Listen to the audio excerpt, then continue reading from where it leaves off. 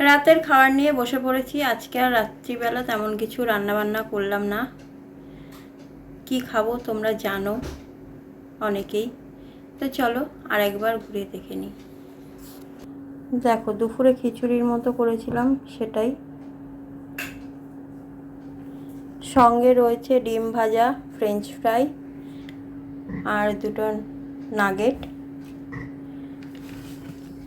আর সময় কাটছিল না বলে একটু বেসনের লাড্ডু বানিয়েছিলাম, তবে ঘি ছিল না, সাদা তেল দিয়েই করেছি। এই হচ্ছে আমাদের রাতের খাবার।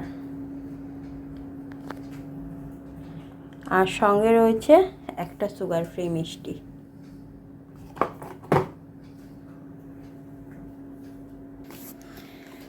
তো দেখেই নিলে রাতের খাবার। আর তোমরা কারা কারা ডিম ভাজা, আলু ভাজা, বেগুন ভাজা এসব ছেড়ে ফ্রেঞ্চ ফ্রাই, নাগেট দিয়ে খিচুড়ি খাও, কমেন্ট সেকশানে কমেন্ট করে জানিও।